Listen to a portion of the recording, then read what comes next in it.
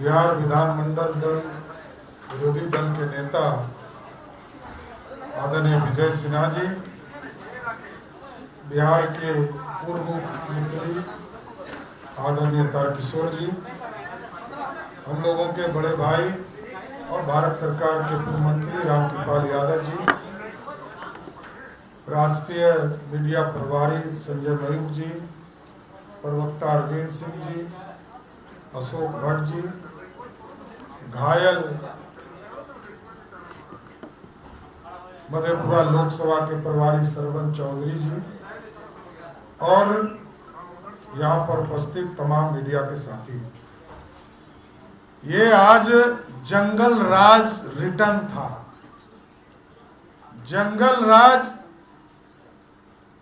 जिसकी उत्पत्ति लालू प्रसाद जी ने किया था, आज नीतीश कुमार जी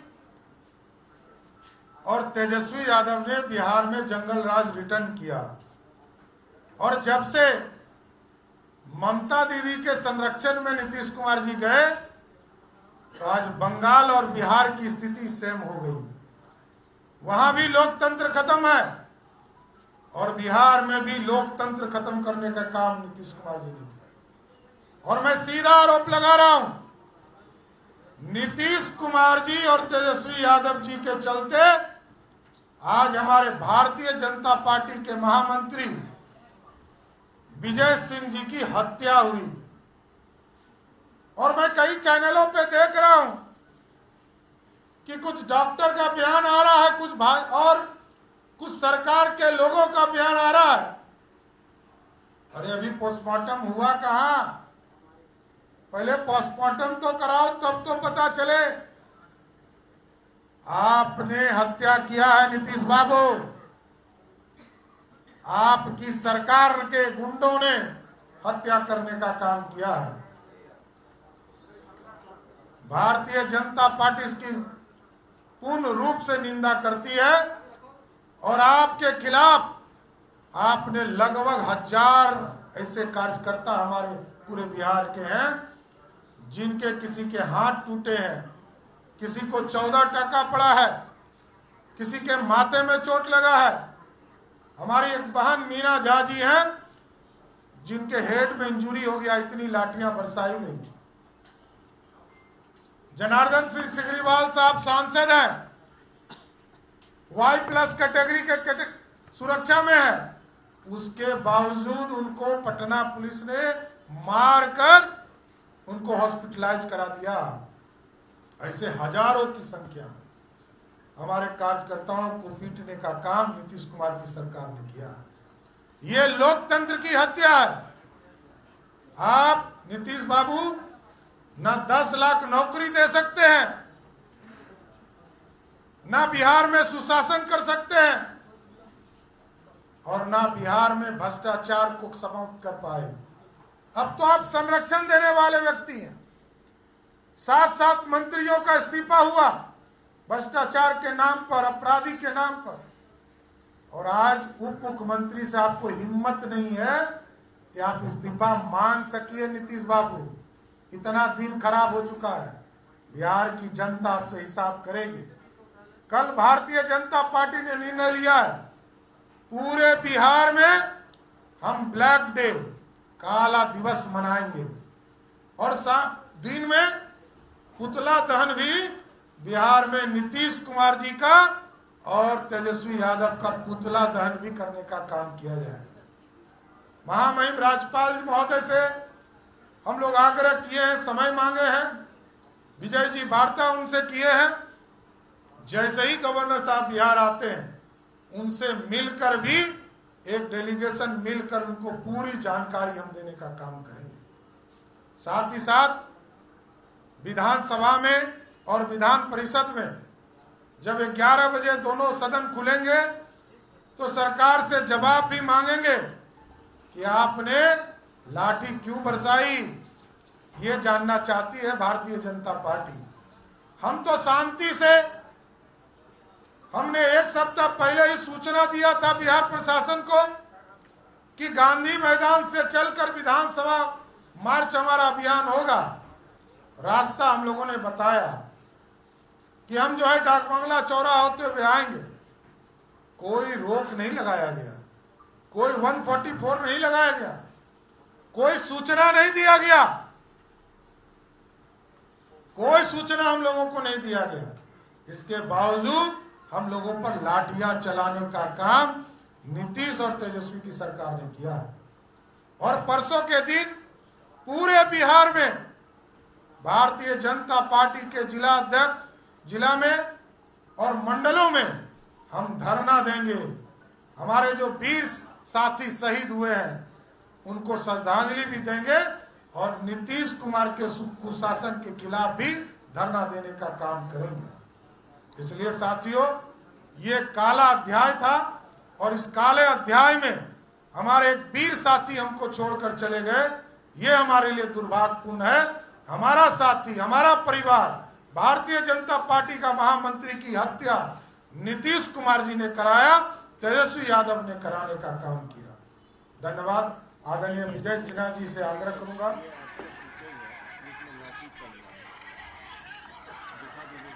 आप देखिए, मैं आप लोगों को भेज भी दूंगा सारे फुटेज, चाहे विजय सिन्हा जी के ऊपर लाठी चल रही हो, चाहे हमारे ऊपर लाठी चल रहा हो, तारकिशोर जी के ऊपर लाठी चल रहा हो, या हमारे कार्यकर्ताओं पर लाठी चल रहा हो। केदार गुप्ता हमारे माननीय विधायक हैं, उनके ऊपर भी लाठी चलाने का काम बिहार के सरकार जो अपराधीकरण कर रहा है उन लोगों ने किया, पुलिसिया गुंडों ने किया। बिहार में सुशासन स्थापित नहीं कर पा रहे, लेकिन भाजपा के कार्यकर्ता रोड पर आए तो एक तरह अपराधी के तरह, आतंकवादी के तरह मारने का काम किया गया। इसलिए आग्रह करूंगा विजय जी से अपनी बातों।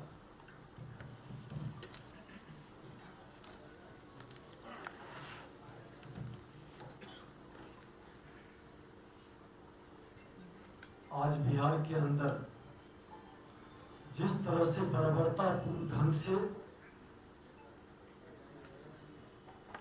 पिटाई की गई, जबकि माननीय प्रदेश अध्यक्ष जी ने बताया कि पूर्व से उनको जानकारी था। सदन शुरू होते ही हमने अध्यक्ष की अनुमति से खड़ा होकर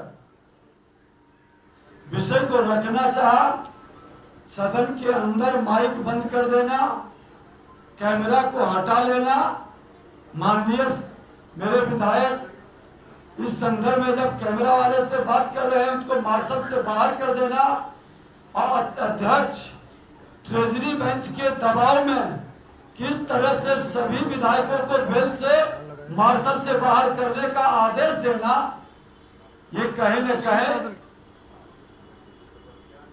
पूर्णतः आपातकाल सदन के अंदर अघोषित आपातकाल का रूप ले चुका है। और सदन के बाहर सड़क पर भी लाठियों की बौछार से आपातकाल लगा दिया।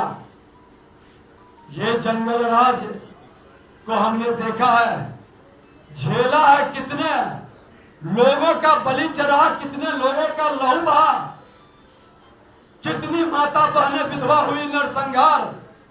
और उस जंगल राज को मुख्यमंत्री नीतीश कुमार जी आपने जनता राज कहा। मैंने सदन में भी कहा था, ये जनता राज नहीं, ये गुंडा राज है।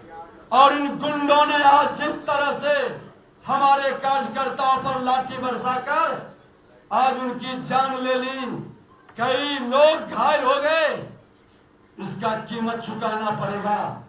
जिस जंगल राज को हमने खत्म किया था, चाणक्य बनकर चंद्रगुप्त बनाया था, आज वह व्यक्ति जंगल राज के साथ गड़बड़ियां करके, जिसके बदौलत, जिस जनादेश के बदौलत कुर्सी पर बैठा है, उस जनादेश का अपमान करके उसने उस जंगल राज का गुंडा राज में तब्दील करने वाले से गड़बड़ियां किया है।